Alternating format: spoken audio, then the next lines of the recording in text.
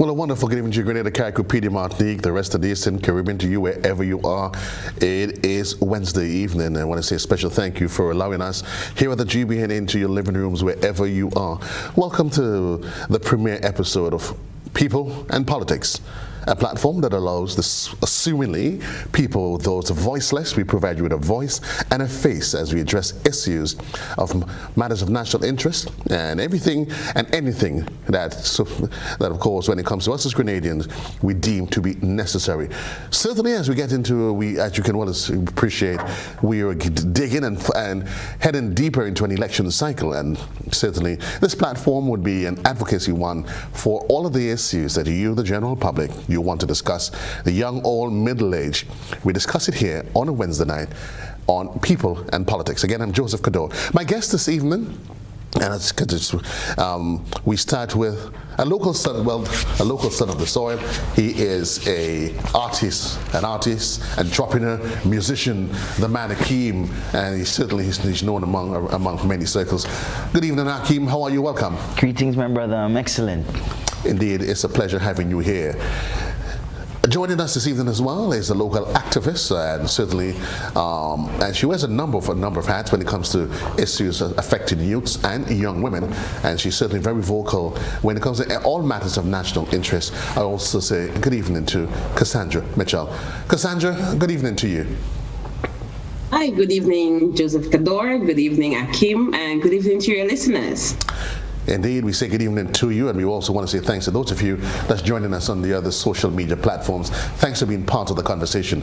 The intention is we're keeping the conversation light, and we'll be discussing the no holds barred, and that much I can tell you. We're going to kickstart the conversation because there are everyday issues that affects us. Certainly, in the way it affects one, it may not affect the other, but there's no argument that the current state of the economy, my dear lady and sir, it is a rum shop conversation. It's a dinner place conversation. It's a conversation you have when you meet up an old friend in the supermarket, Akeem and Cassandra. It's a conversation you run through your head when you stand alone trying to negotiate which side of the shower that you should hit first in the morning.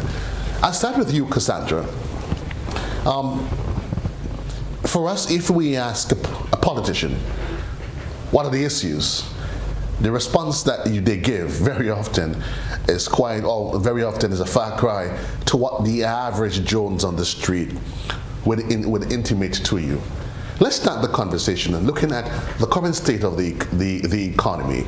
And what is your thoughts on it, on where we are right now? Thank you, Joseph. The current state of the economy. The conversation that's on the ground is the constitutionally due elections. We're seeing the emergence or the restructuring of the main opposition entity. We're looking at the incumbents, how they have managed the pandemic, and trying to make a decision as to whether or not we should, as electors, leave the country in the hands of the incumbent, or should we give the new NDC a try? On the ground, we're listening, we're hearing youth unemployment, youth underemployment. The recent pension rights ruling is now a topic of discussions in the rum shop and social media. That's something, a victory for public workers, obviously, but something that as ordinary citizens that we are saying, how is any government going to pay this $1 billion plus ruling? So there are a lot of things, the health care, we are hearing maintenance of roads, we are hearing mental health. Post-pandemic, we have seen how the pandemic has exacerbated a lot of situations and social issues. We are also seeing how the pandemic has exposed loopholes in the system. So when you talk about the economy, there's a lot of discussions, there are a myriad of issues that have popped up now, and we the citizens are discussing and wondering, where does Grenada go from here? What is going to happen to our economy? I know for us, one of the questions as civil society members that we're asking is, we have seen our government get a lot of money during the pandemic, and the questions that some have been asking, what did our government do with the money? So there the diversity of views, obviously, is the democracy, but it's a myriad of issues if one is talking about the economy in its totality. So yes, maybe we need to key in on some of it. But yeah, it's a concern for us, especially as young people, trying to figure out, how do we put our futures in the hands of when it comes to the elected officials, to government, to elections, As a young mother, one of the things that I'm worried about, again, is the future of my children. So the economy, a myriad of issues, Josie. Thank you, Cassandra. Akeem?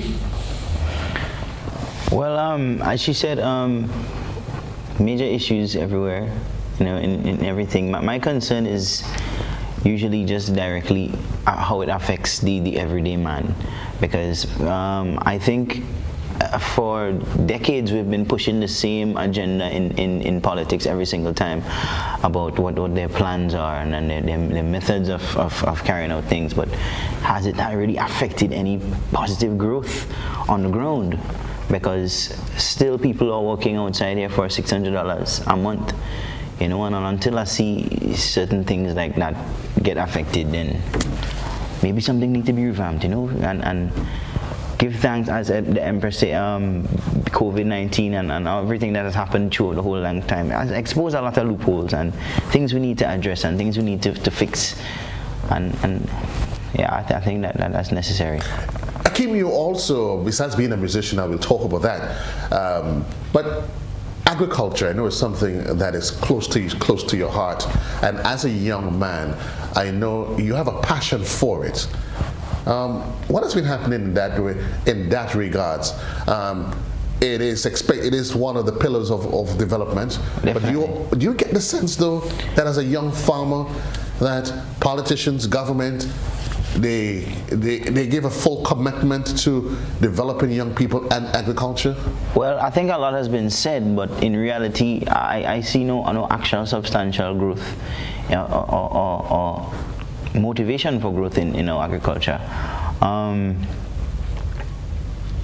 Farming, to me, I think is fundamental. I think it's a no-brainer. Food, we must eat food. With everything else that comes, even if, yes, we want to put a couple of the eggs in the tourism basket, when the tourists come here, they must eat food. And if we pride ourselves on the quality of food and the standard of things, then that could actually be a selling point. If you look at Jamaica has some large coconuts. They call it Jamaican coconut. They have the big ginger, the same big ginger we have here. They call it Jamaican ginger. Everything of quality, they brand it and they take pride in it. And they said it like this is their thing, like it's just this place of that. And I would love to see that kind of attention being paid into things like Grenada, because I was having a conversation with friends the other day and some foreigners actually, and they're concerned about what is really the theme of Grenada. We used to be the Isle of Spice, where we focus on spice, and then you could guarantee quality spice out of Grenada, and everybody knew that for sure, and that's a brand, and the brand was solid. But now we say pure Grenada, and how pure is it really? As a young man, also you're a young musician, trying to find your niche in this ever-revolving door. What has that journey been like? Well, for me, it's always been a comfortable journey when it comes to creating music and things like that, because I always make it about reality and everything that's going on around me. So as long as I stay connected to what's going on around, and the message is always there, even if it's not from my personal perspective. I might speak to somebody or hear something, and then I could gather thoughts and put it together and share the story, because I think music in a whole, it's something created for something way greater than just entertainment. It's a method to carry messages and educate and inform. So it comes very comfortable and natural to me. There is the growing challenge of increasing violence among young people, young men, and very often you hear the arguments that young people, they're chided for not having that sense of purpose, destination. And there's often the argument as to whether or not our officials, whether the government, the NGOs, whether or not they really provide that impetus for young people, for young men to blossom, to develop, and find themselves in what we have as small emerging economies. I think there's a big disconnect in the understanding of our leaders, because we blame the young fellas and say, yes, they're lazy, they don't get up and do things because there's so much opportunities out there. But some fundamental things we're missing. Yes, the opportunities are there, but first, for somebody to be able to grab an opportunity, they have to have some fundamental and core values in their life. Ambition, confidence, intelligence at a certain level. You know, these things are necessary, and it's missing here in this tiny, beautiful nation, unfortunately. I always say I think illiteracy is still at least 50% in Grenada. You know, I would like to see 50%, you say? At least. At least. I think it's at least that. I would like to see people educated on a level, not just academically, but in an emotional state. You know, if we teach our young men confidence, then confidence will help you to understand a lot better. Because something in maths, I realize, people always think maths is difficult because we have all told ourselves maths is difficult. But the moment time you convince yourself math is not difficult, then it becomes easier. Everything that we think is difficult is only fear that conditions us to believe that it's difficult, but it's really not, because everything was impossible until it was done. So these fundamental core values like confidence and reasoning and problem solving and these kind of things, I think it's something we need to focus on more, and then we will see the results coming out in the interim. Cassandra, we have Akeem here, and he's looking at the scope and the challenges that young men have to deal with. I know you're also an advocate of violence against women.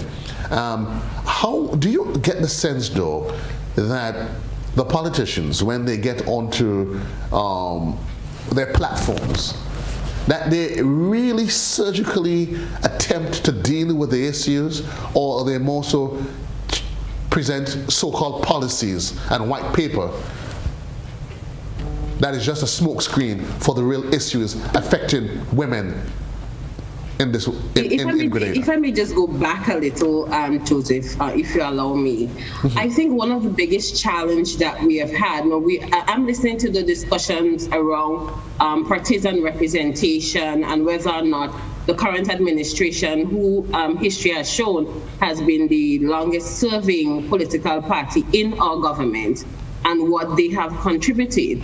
When you look back, one of the things, and this is my opinion and maybe the opinion of others, I think one of the mistakes that we have made as Grenadians is that we have been enculturated or socialized to accept partisan representation. If you look at our constitution, which every single public officer has to swear to, in part to honor, uphold, and preserve the Constitution of Grenada, many public officers and elected officials do not do that. Our Constitution in Section 32(1) speaks about representation and representation of the constituents. And I say this to answer your question. What has happened over the years is that our elected officials have now gone into our parliament, and instead of bringing the needs of their constituents to the Parliament of Grenada, they are now bringing the policies or the plans of their party. And I think that is where we continue to err. If you look at the current construct of the Parliament of Grenada, when we have a parliament session, when the Speaker of the House, the President of the Senate asks the question,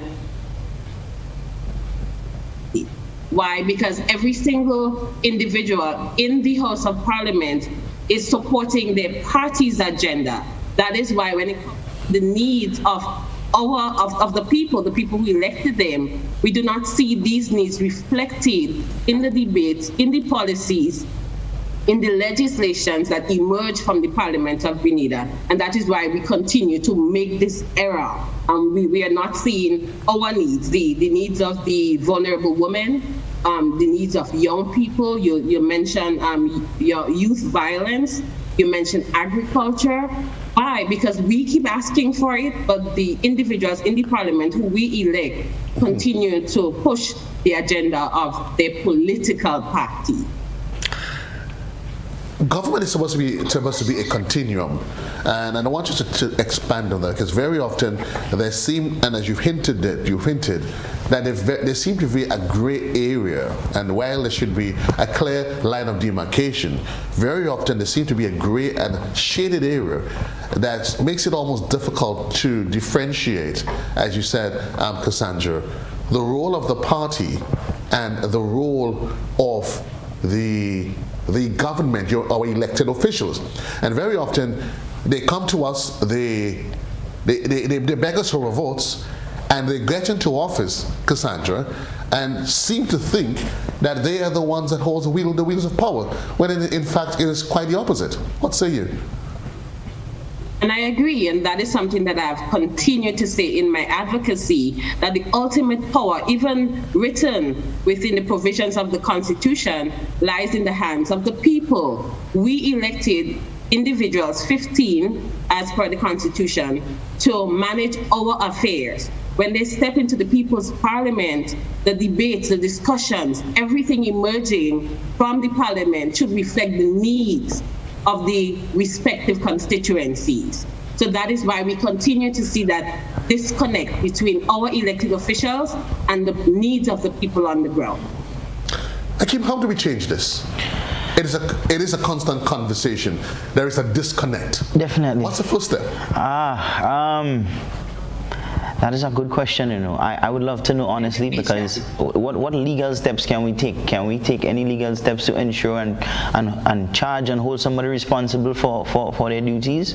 Or do we take it to the social media and make a whole public something about it, discredit this person? What does that bring?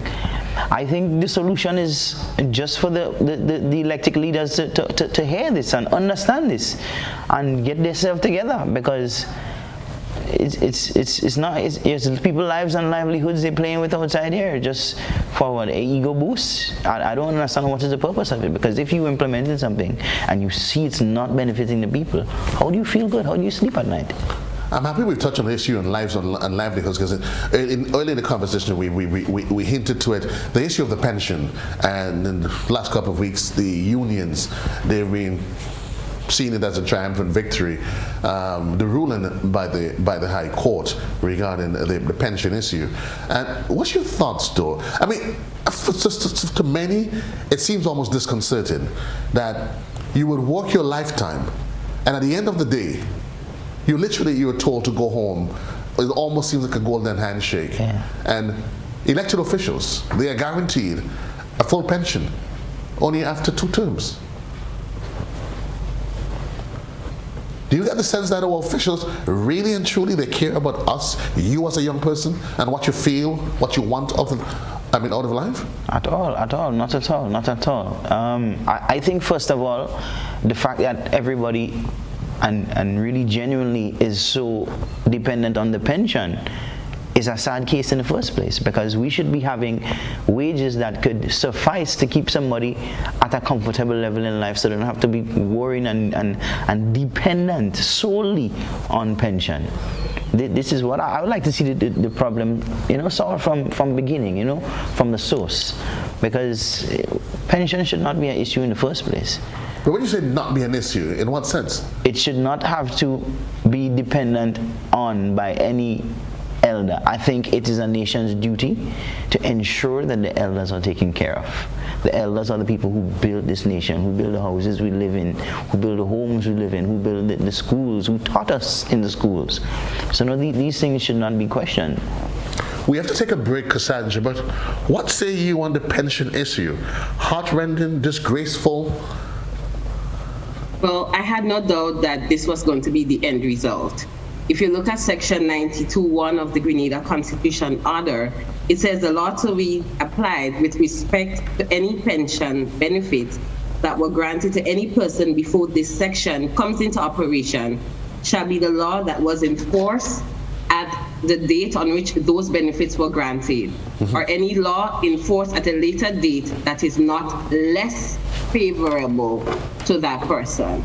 So while the Constitution gives the authority to elected officials to make amendments to pension right laws, it says that the laws that are amended should not be less favorable to the public officer. So the issue of the amendments is not a problem at all. $1 billion, there's a lot of dollars, and the question comes of whether or not the government is able. When we come back, we'll delve into that conversation as to whether or not the government really and truly is in a position to satisfy that pension bill, and what are some of the other burning issues as we survey the landscape, and for you, us the people, as we discuss politics. We'll take a quick commercial break. We'll be right back.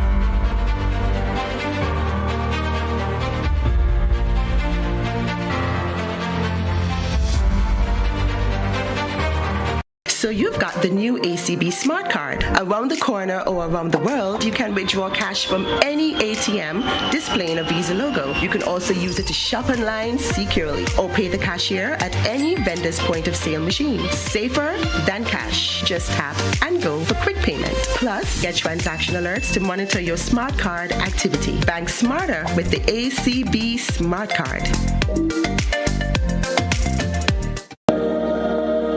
Gittins Pharmacare, the pharmacy that cares. Halifax Street, St. George's. Affordable access to care, a wide range of prescription drugs, medical supplies, health and beauty items, diabetic testing supplies, immune system support products, vitamins, supplements, and lots more. Visit us today or call 440-2165. Ask about or call in prescriptions, discounted items, and special delivery requests. Gittins Pharmacare. Care, convenience, expertise.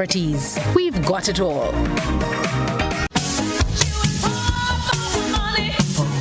Level of convenience and comfort awaits you when you shop at Rise and Shine Supermarket and Hardware Supplies, Griffin Lane, Grenville. Convenient, because we are open Sunday to Sunday. We're even at your service on public holidays. Comfort, because we are easily accessible to the physically challenged. Free Wi-Fi is available while you shop, and bags come at no charge. Everyday low prices and excellent customer care. Adequate parking available. We supply everything you can possibly think of. Family and home supplies, fresh meat, vegetables, and personal care products. All brands of cooking gas at affordable prices. You can send in your order, have it pulled, or pick up express. Join GBN on Wednesday nights at 8 p.m. for Interesting Grenadians, a program that showcases the lives of interesting and outstanding Grenadians at home and abroad. It's Interesting Grenadians every Wednesday night at 8 p.m. on GBN. Don't you miss it.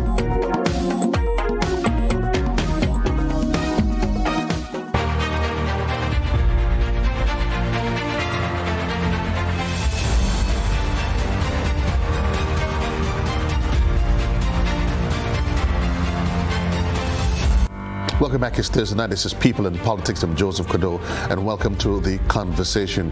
Providing you with a platform where we can dissect the issues as a nation, the issues that affects us as we inch closer to another election cycle. We have a caller that is online. Good evening, caller.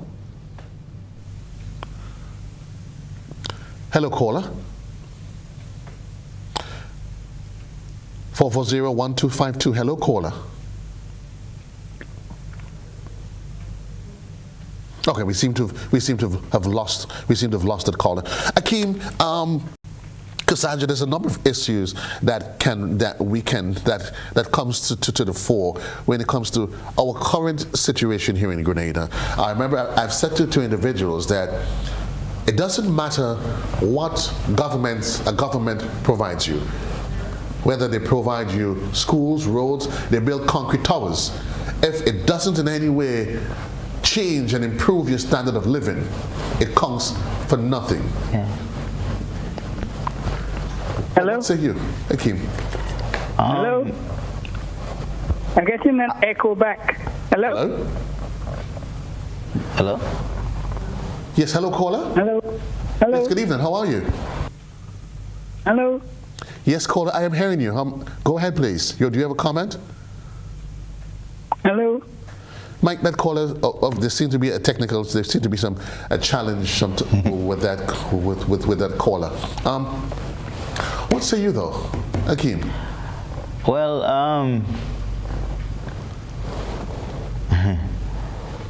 no, truth be told, I mean, you're a young man. You here, and I know you're trying to play it safe and not say the wrong things. But sometimes it's not a matter about not saying the wrong things, but it's about agitating change by saying, "Listen, I'm a young man. These are the issues that's affected me." Yeah. I would like to see more town meetings, more direct contact. You know, I would like to see I exercise something similar to, let's say, our leaders. They get a 9-to-5 job, you know, where they're working for $600 a month, and let's see they go out and rent a place, you know. These kind of things I would like to see. Let them get a first-hand experience of things, because I really can't understand that they are aware when things are still not changing.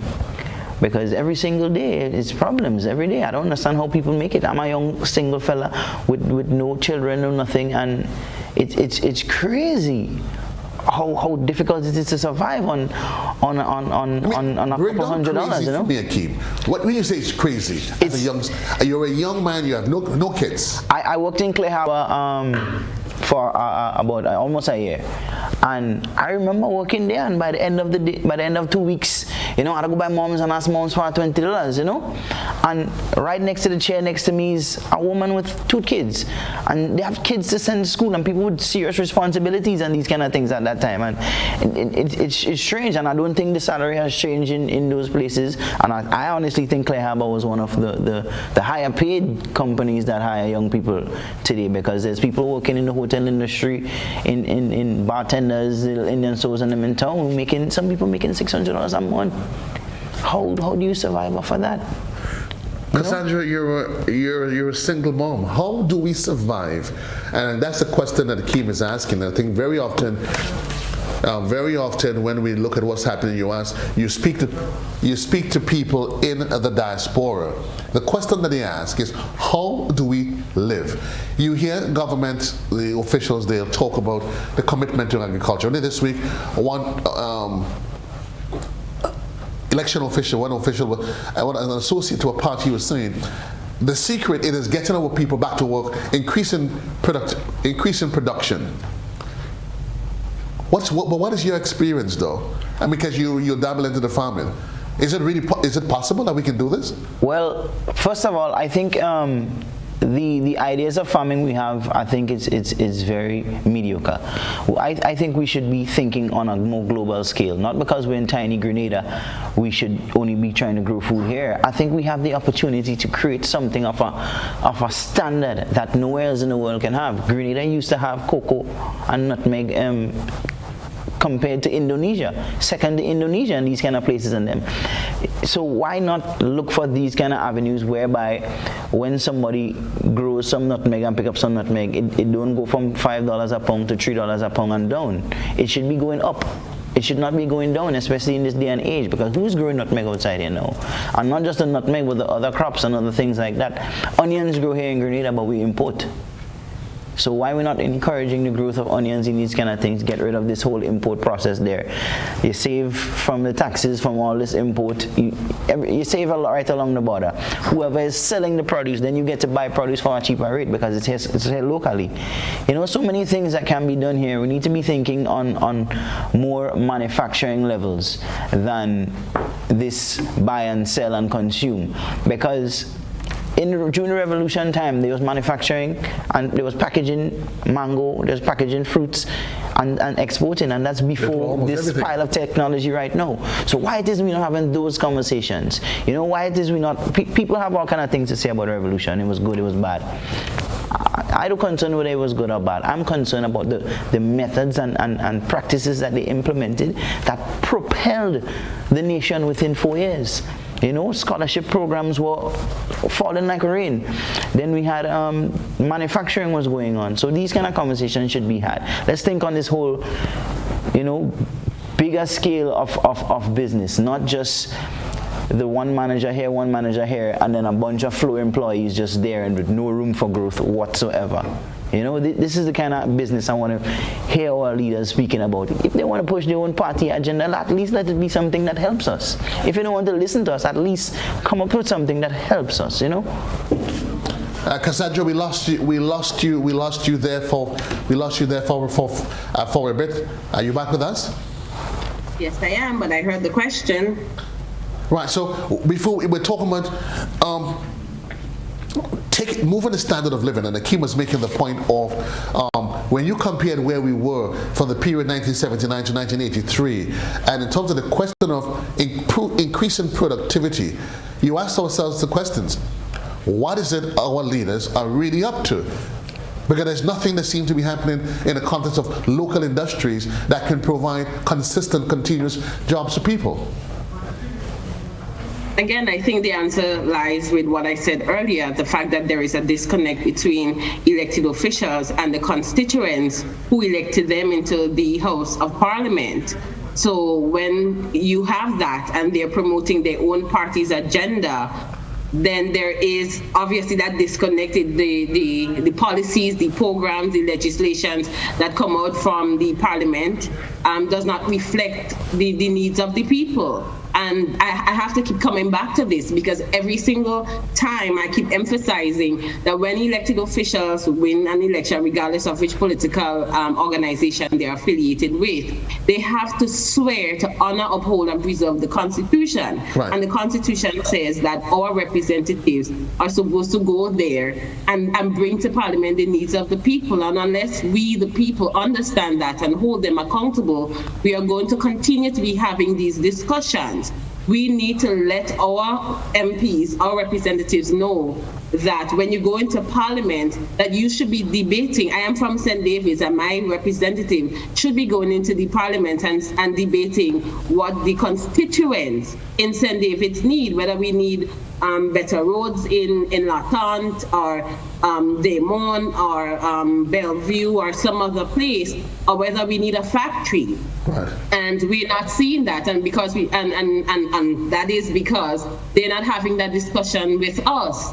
It's always a party agenda. It's always let us work to achieve what's within the manifesto. And even that is debatable, because the manifestos many times are really, really, really good. But when they go into government, right, we do not see a lot of these plans emerging. And we, the people, need to start holding our elected officials accountable. Until we do that, we're going to continue sitting here on platforms like these and having these discussions. We should be willing to vote them in, vote them out. Hold that thought there, because we have a caller that is on the line. Good evening, caller. Hello, caller. Hello. Yes, good evening. All that I wanted to say, I wanted to congratulate both of your guests. The young man have it particularly correct, and the young lady trying to look at representation. Representation has got to the stage, has fallen off because of the lack of local government. And what has happened is that we do not have, we focus on the ministers. Ministerial government is bad for small states. So what we need to do is to move away from this ministerial government and go back to a technocratic kind of government. Okay. In the days when we used to have the public work, we had a director of public work. I think this is the sort of a development, or we may call it a retrograde step. But okay, this is the sort of a thing that has to happen. And your representatives would have to stay in their local parishes, and that they would form some sort of organization or committees where they would be the leader of the local parish concerned, and bring it to central.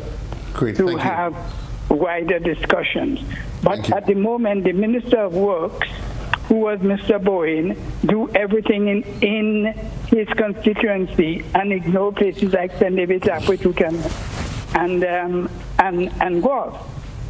So we need to think a bit more holistically about moving away from ministerial government in small states like Grenada. Okay, thank you, caller. Thank you.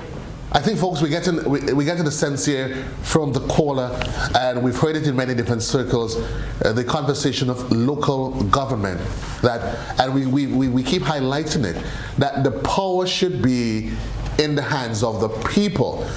But you get the sense, some have argued, Cassandra, that the people, we've been duped, and I'm saying we collectively, that we've been duped into this hand-me-down philosophy where politicians, they come, they wave a little something in front of us, they get into office, and then they enjoy the happy end. And we continue to live in continuous poverty as though nothing has happened. And then the cycle goes around, and then they throw the mask over our faces again. I agree that there has been a dependency syndrome created in our communities. How do we break that? A lot of times we hear individuals putting themselves up for public office talk about teaching the man to fish, but does the man want to learn to fish? Right. Generations upon generations of Grenadians have been inculturated into that mindset. And from where I'm sitting, how do we change that mindset? How do we get my generation and the generations after me to understand that, like you said, we have the power in our hands. How do we hold our elected officials accountable? How do we create that cycle, that circle, or break that circle of poverty? How do we get that? Get young people to have the mindset, to want to work, to want to grab opportunities. And then the other question is: are our governments, past and present, or are they creating opportunities for Grenadians? But it comes back to understanding that we have the power to hold them accountable. What do we want as a people? And one of the things that I ask myself, Joseph, is, what does it mean to be Grenadian? Do we understand that? When I look around, I think that we have lost that Grenadianism, if I may, and we seem to have lost our identity. We seem to be, graduating and to other cultures, and that's fine. The world is evolving, but at some point, I think there are certain things about being a Grenadian that we can hold on to. You mentioned the 79 to 83 era, and even prior to that, when there was community spirit and when neighbors supported each other, and of course social issues existed. Can we seriously go back there? A lot of this, yes. You think? So how do we create that community spirit? How do we break that cycle of dependency? I don't have the answer. Education, maybe. Right. How do we break the syndrome? I don't have the answer. Maybe we can come together as a people and have a discussion where we break that. I don't know. It seems to be a curse where we seem to depend on politicians to save us, when we have the power to make a difference and to create and initiate that change that we so crave for. Maybe the mantra should be vote them in, vote them out. Akeem? Should that be the mantra for young people? Vote them in, vote them out. Well, they don't perform? I hope it doesn't come to that. I hope I hope this. But why shouldn't it come to that? Well, I guess that's what it's going to be if everybody keep thinking in this. Because there's a term in politics I dislike very much is opposition. Right. I dislike that term very much, because if you are with this political party and you with that political party, even if you're on different sides, you should have the same agenda as each other. Well, it just should. Yes, exactly. But the agenda would never be the same, would it? Unfortunately, it isn't. Because we have ideas that might be the same, but they use their agenda to persuade people now, because that's what it has become. It has not become a method of getting things done or creating progress. It has become a method of swaying and persuading people. Let me ask you, Akeem, a lot of young people have opted in more recent times. They're taking the route of not voting. They're saying, listen, there's nothing that's being offered to me. A lot of young people are saying, what does it matter? Let me not vote. As a young man, what are your thoughts, though? Well, honestly, Head or tails only work if you keep flipping the coin, right? Every time you flip the coin, the more you flip the coin, it increases your possibility every single time. Head or tails. So voting, yes, it sometimes seems so much of a waste of time sometimes. But really? Sometimes, of course. I can guarantee you Grenadians are frustrated. Very frustrated because left promise one thing, never comes. Right promise one things, never come. But still, fundamentally, it's very necessary to keep flipping that coin. Keep making that shot. Keep voting. Keep creating and increasing the probability of one day we flip that coin, bro, and we get through. Would you agree, Cassandra, that failure to exercise your civic rights, that of voting, by default, if you don't, it alienates you and does not give you a voice, that you should keep quiet and take what you get? No, I don't agree with that stance. I understand, being part of that generation, how frustrating it has been, looking at governments. If you look at our current context, we have a prime minister who's been there for over 30 odd years. And if you look at the population of Grenada, about 60 plus % of us are 35, 40 and under. And so he has been there for all our lives. And you hear the frustration coming from young people that they don't believe that this administration offered opportunities. I think if I look at it, I come back again to, I don't want to say something that can be misinterpreted, but I think, again, we have approached this wrong. We have a partisan agenda.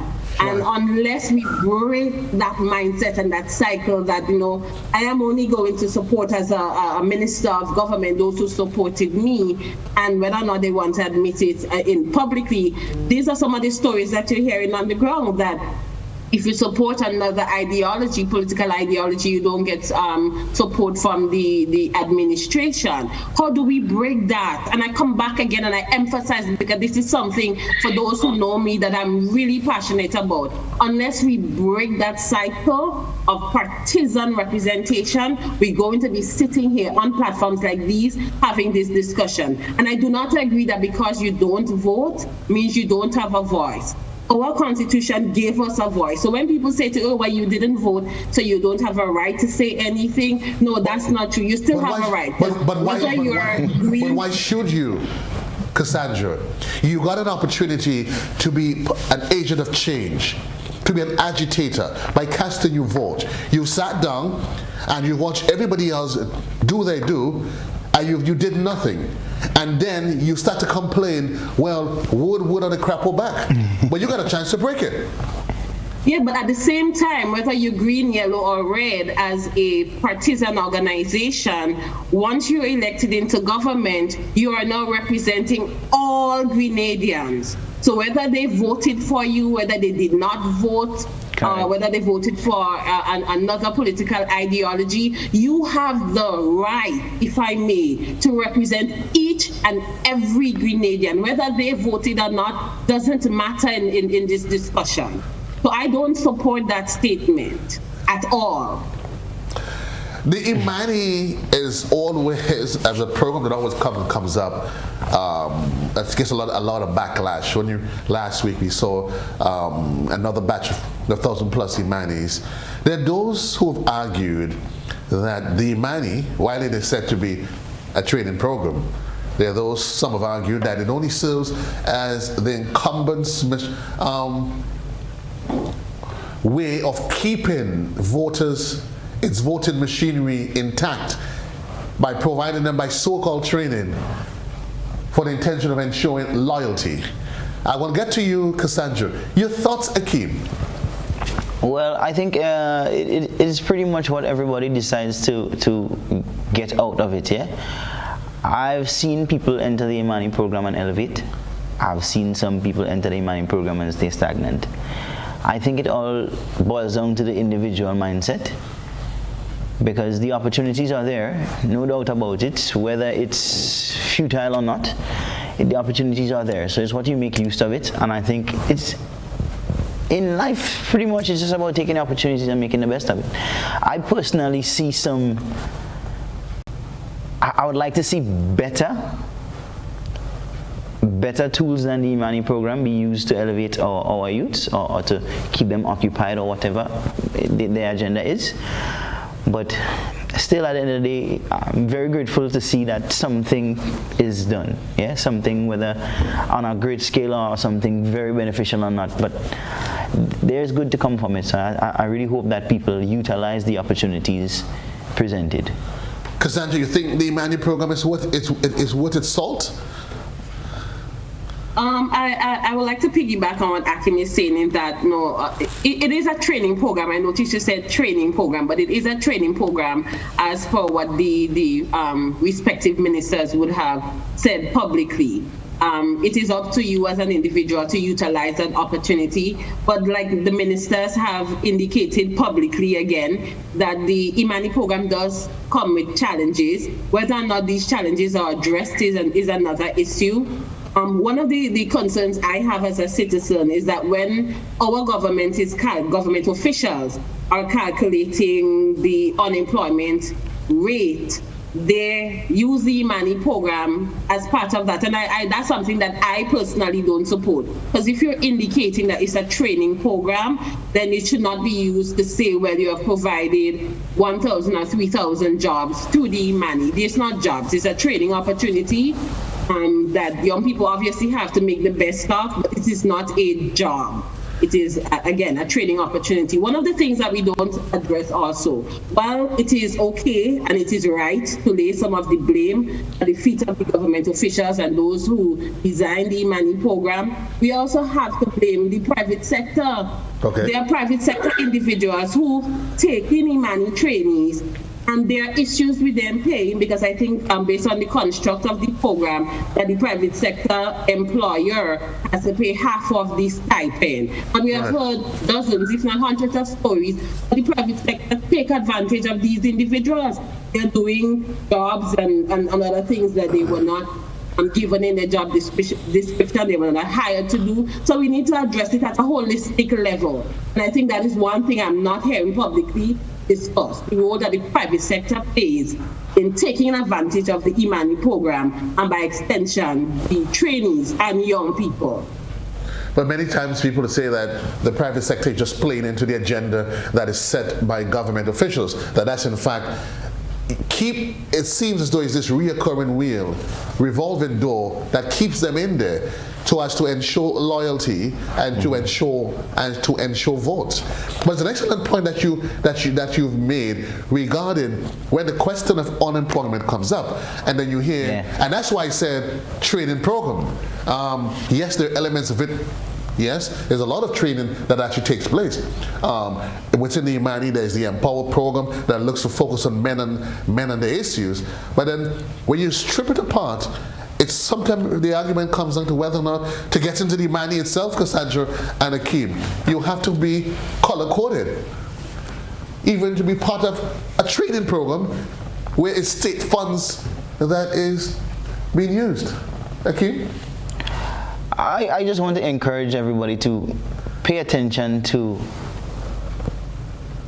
what is really happening, because I realize our leaders like to speak about statistics. Right. Yeah, and this is another clear problem of why you can't just pay attention to the statistics, because look at this, whether it's a technique or whether it's something unconscious. If they are counting the Imani program as included in employment, then it shows off our employment rates, then it makes Grenada look like we're doing so well, but when in truth and in fact we're not. And it's ignoring a very necessary problem, unemployment, because it is a problem. And if things like that continue and we keep focusing on the statistics, then the statistics is always going to lead us wrong. Is unemployment a real problem, Cassandra?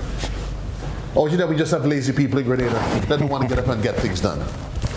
Well, of course we have lazy people in Grenada, but yes, unemployment is an issue, as well as underemployment, because you have people who are in positions where they are not being adequately paid for their qualifications, the skills that they bring to the position. So that is another issue. We have heard in recent times mention of the increasing of the minimum wage. That is something that as citizens, we need to start paying attention to what individuals asking us to put them in public office are presenting as their plans. And even the incumbent, we need to start making demands of our elected officials on what we want. And yes, of course, we understand the fiscal space that we reside within. But there are solutions. I mean, I work on the ground, and you hear people, the ordinary man, coming up with solutions. And that is why I'm coming back to the whole issue of being disconnected with your constituents. Right. Yes, we understand that government hires advisors to give them advice on how to create certain policies in different sectors.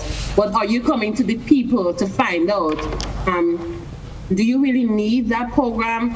Do you really need that policy? What are your needs? And prioritize the limited funding that we have and that we get from friendly countries and from grants, you know. So we need to start having that discussion with the people to understand what the needs are and stop sitting within the confines of our rooms with our sometimes overpaid advisors, no apology for saying this, and making decisions that we believe will benefit the people without having a discussion with the people. Is it a case that the advisors are overpaid, or you're intimated that they've been paid for the quality of the service that they offer? Well, if one looks at the policies that are emerging and the conversations that the people are having on the ground, then one can come to that conclusion. Because again, you see the disconnect. You have heard over the years the complaints from the citizenry that we appreciate tourism, but why aren't we linking tourism with other sectors? Why aren't we linking tourism with agriculture and with sports and with a lot of other things that we offer as a country? Why we used to focus so much on tourism, and during the down season, you hear the hoteliers complaining that they have to rotate. And every year it's the same cycle, the same circle over and over. Yeah, and again, I'm emphasizing that I know because I work within a certain sector. Funding trickling down to us now is very limited. So how do we utilize these already limited funding? And then the discussions around PPPs. We have people in the private sector, businesses in the private sector who can invest. Everything doesn't have to lie at the feet of government. What is the private sector doing to invest back into our country? And again, I'm going to say this because we need to start agitating for real change. We have private sector businesses who owe millions in taxes that could fix the road and that could get medicine for our health center. And to mention that, let me inform our Minister of Health that vaccines that are tried and tested are now scarce in the community health centers, while we are ordering vaccines for COVID-19, which is very well, but we need to ensure that vaccines for children for polio and other things are in stock as well. And that is why I keep saying, while I understand that the funding is limited, what is the private sector doing to support? What are individuals doing to support? And I am not going to sit here and call on the diaspora because I'm not naive. I know that the 16 constituency, that's what I call them, I know that they're investing back home. I know the challenges that you guys have. What is our elected officials doing to make that transition where people in the diaspora who want to invest back home can find it easy and don't have to go through all of those bureaucratic red tapes that they encounter? We need to start coming up with solutions.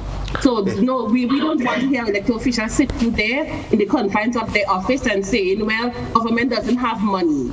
There are solutions to finding a lot of, some funding to solve a lot of the issues that we are currently facing. We got to wrap the conversation now, but I'll probably ask you, and I'll ask you each to just respond yes or no.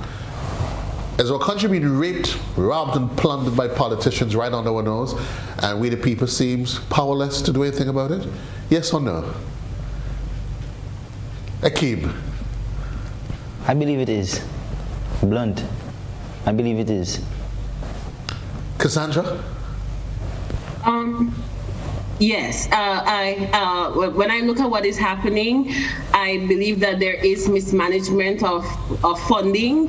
Our government needs to be more transparent with the resources that they're getting in the name of the people of Grenada. We need to start seeing reports tabled in our parliament as to where the funding came from, how much and how it was allocated and used. We need to start demanding this of our elected officials. And then we will have an idea whether we really been raped and plundered. We'll determine there and then whether or not we've been raped and plundered right before our eyes, and we're powerless to do anything about it. That's where we leave the conversation right now on People and Politics. You too can be part of this conversation. This is a new series that's part of the build-up to election to the next election cycle, whenever it is called. As the Prime Minister says, he has the bell in his back pocket. But the question is, you the people, are you in a position where you know and understand and appreciate that which needs to be done as we continue to be agitated of change, agents of change in our country, whether or not it is through the political offerings, or whether to us who demand, as my board guest has said, demand more of our political officials. Thank you, Cassandra. Thank you, Akeem. We continue the conversation next week. Politics and People. You too can be part of that conversation. You feel free. Send me an email at joseph@gbn.gd or give me a call at 456-3454 as we continue to discuss the issues on people and politics. So long, everybody. Good night. God bless.